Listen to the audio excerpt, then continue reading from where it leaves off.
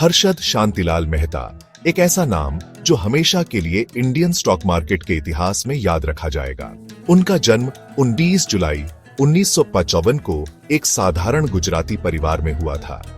उनका बचपन मुंबई शहर में बीता और बाद में वो रायपुर, छत्तीसगढ़ चले गए, जहां उनके पिता एक टेक्सटाइल मिल में काम करते थे।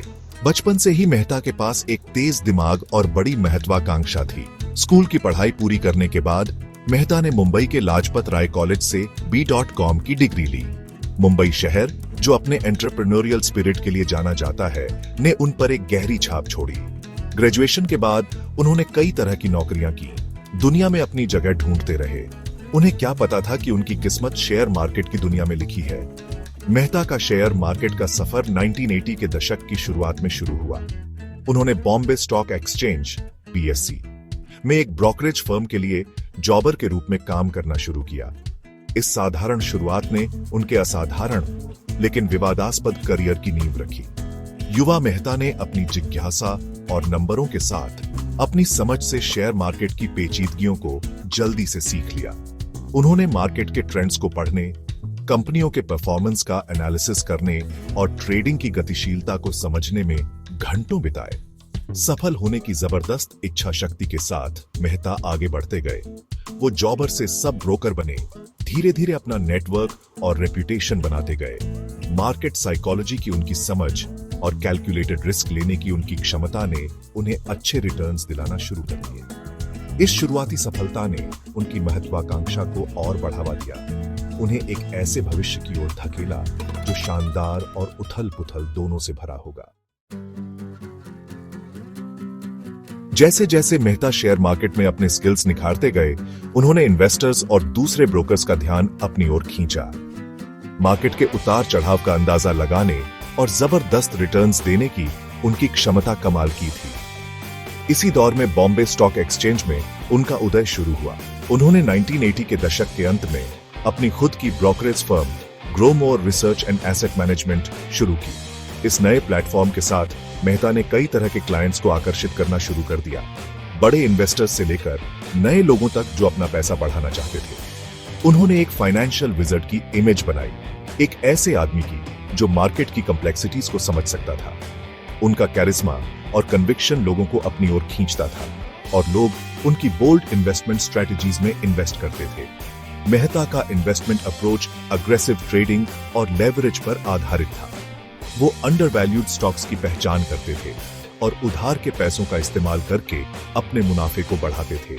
ये स्ट्रैटेजी रिस्की जरूर थी, लेकिन 1980 के दशक के अंत और 1990 के दशक की शुरुआत में काफी फायदेमंद साबित हुई, जब इंडियन स्टॉक मार्केट तेजी से बढ़ रहा था। उनका नाम सफलता का पर्याय बन गया और उन्हें दलाल स्ट्रीट का बिग बुल कहा जाने लगा, क्योंकि वो मार्केट को ऊपर ले जाने में माहिर थे।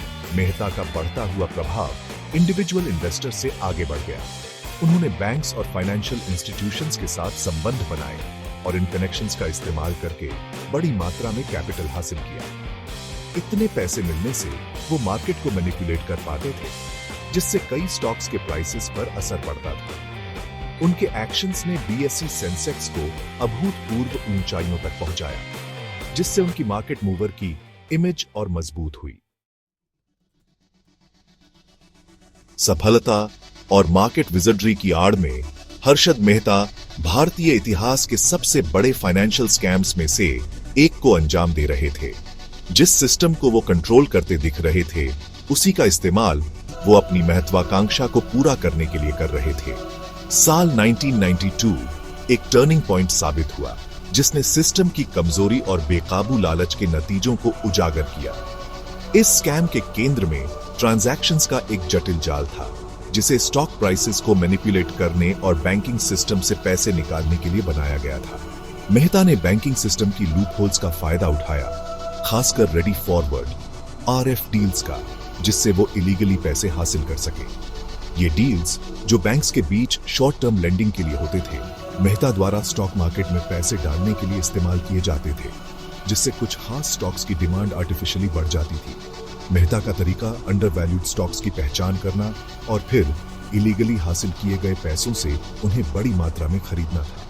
इस आर्टिफिशियल डिमांड से स्टॉक प्राइसेस बढ़ जाते थे, जिससे अनजान इन्वेस्टर्स आकर्षित होते थे। जो इसे तेजी से बढ़ते मार्केट का संकेत मानते थे। फिर वो अपने होल्डिंग्स को बढ़े हुए दामों पर बेच देते थे, जिससे उन्हें और उनके साथियों को भारी मुनाफा होता। इस स्कैम का पैमाना बहुत बड़ा था। इसमें बैंक्स और फाइनेंशियल इंस्टीट्यूशंस से अरबों रुपए निकाले गए थे। मेहता के एक्शंस का डोमिनो इफेक्ट हुआ, जिससे न सिर्फ बैंक्स बल्कि वो इन्वेस्टर्स भी प्रभावित हुए, जिन्होंने बिग बुल पर भरोसा किया। धोखे का और बेकाबू लालच से प्रेरित ये जटिल स्कीम एक दिन टूटने वाली थी, जिससे फाइनेंशियल डेवस्टेशन का मंजर बनता। जैसे जैसे मेहता अपनी मैनिपुलेशन जारी रखे हुए थे, उनके केयरफुली बनाए गए इमेज में दरारें आने लगी। उनके ट्रांजैक्शंस की भारी मात्रा और कुछ स्टॉक प्राइसेस में अभूतपूर्व वृद्धि ने लोगों को शक में डाल दिया।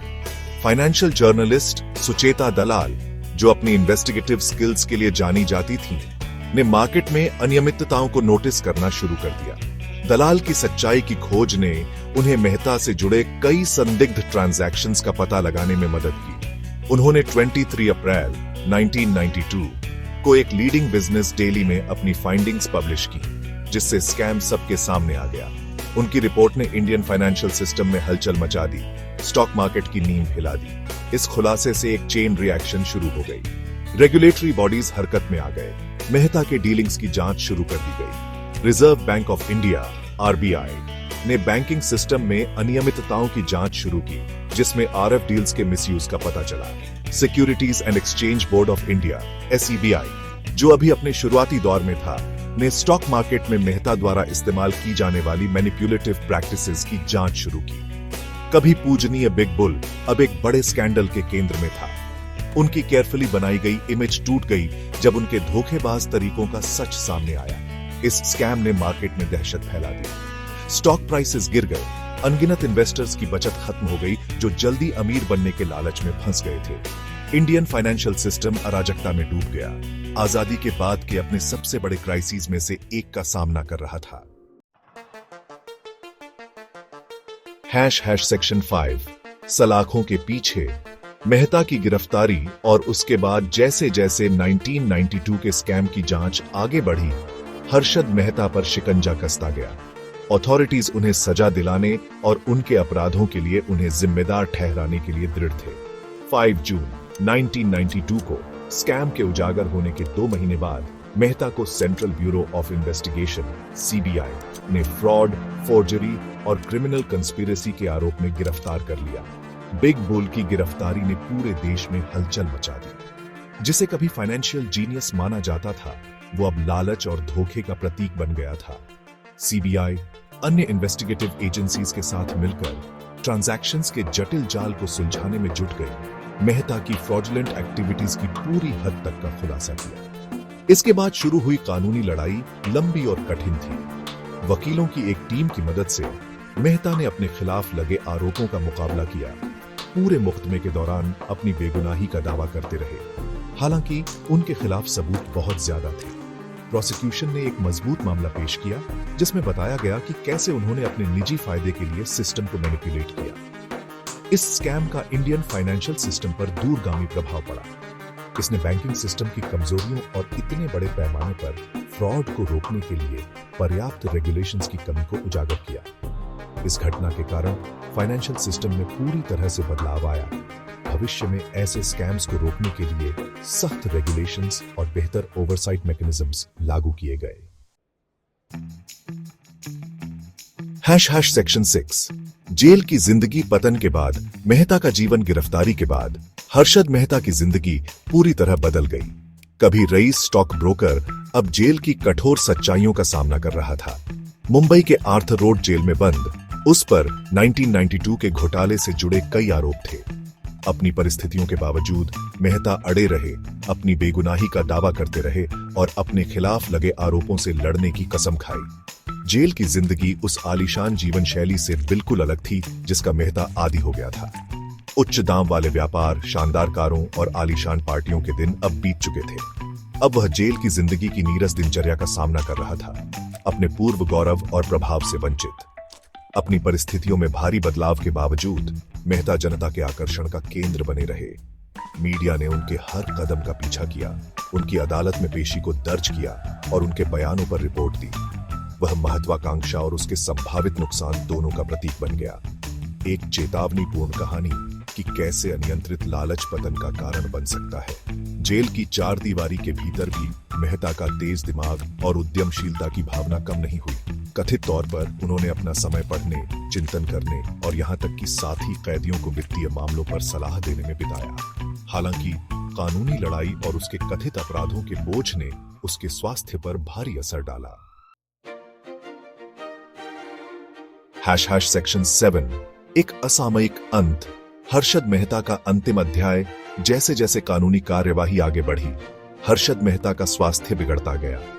मुकदमे के तनाव ने जेल के जीवन की कठोर वास्तविकताओं के साथ उसके शारीरिक और मानसिक स्वास्थ्य पर भारी असर डाला। उन्हें मधुमेह और हृदय की समस्याओं सहित विभिन्न बीमारियों का पता चला था। 30 दिसंबर 2001 को 47 साल की उम्र में हर्षद मेहता ने अंतिम सांस ली।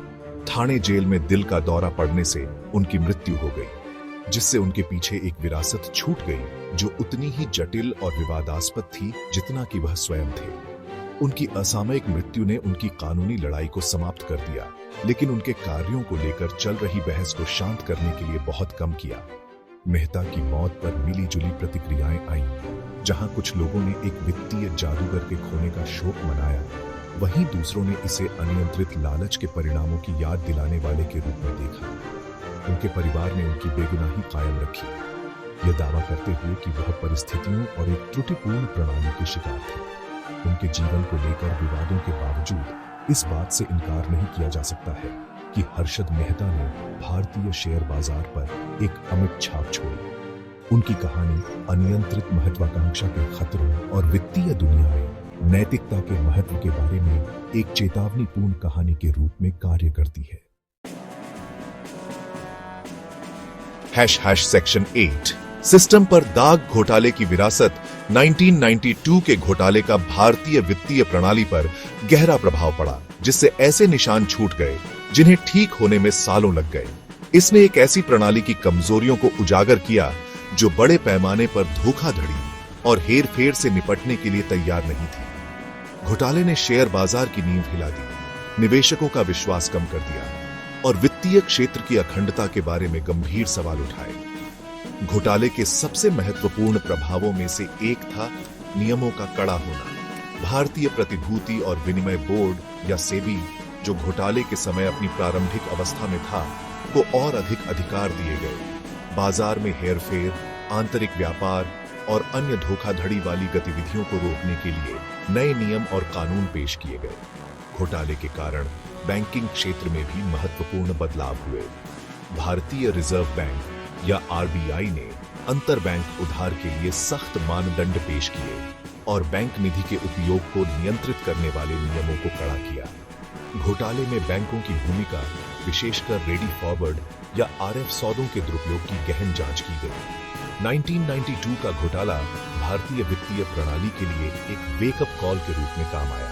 इसने अधिक पारदर्शिता, जवाबदेही और मजबूत जोखिम प्रबंधन तंत्र की आवश्यकता पर प्रकाश डाला। घोटाले के बाद शुरू किए गए सुधारों का उद्देश्य एक अधिक लचीला और भरोसेमंद वित्तीय प्रणाली बनाना था, जो भविष्य के झटकों का सामना करने में सक्षम हो।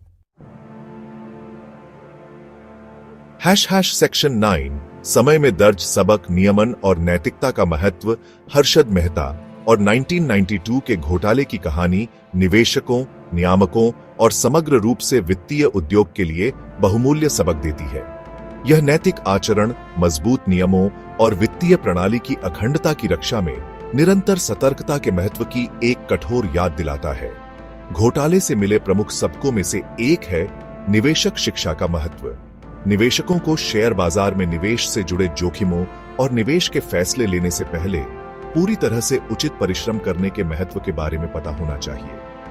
आंख बंद करके बाजार के जानकारों का अनुसरण करने या जल्दी धन कमाने के चक्कर में पड़ने के विनाशकारी परिणाम हो सकते हैं। घोटाले ने बाजार की अखंडता बनाए रखने में नियामकों की महत्वपूर्ण भूमिका पर भी प्रकाश डाला। 1992 के घोटाले से सीखे गए सबक से सशक्त सेबी तब से एक अधिक सक्रिय और सतर्क नियामक के रूप में विकसित हुआ है, जो लगातार बाजार में हेर फेर करने वालों से आगे रहने और निवेशकों के हितों की रक्षा करने का प्रयास कर रहा है। शायद हर्षद मेहता गाथा से सबसे स्थायी सबक नैतिकता का महत्व है। लालच, अनियंत्रित महत्वाकांक्षा और नैतिक आचरण की अवहेलना के विनाशकारी परिणाम हो सकते हैं, न केवल व्यक्तियों के लिए बल्कि पूरे वित्तीय प्रणाली के लिए। 1992 का घोटाला एक कठोर याद दिलाता है कि नैतिक आचरण वैकल्पिक नहीं है। यह वह नींव है जिस पर एक निष्पक्ष और पारदर्शी वित्तीय प्रणाली का निर्माण किया जाना चाहिए।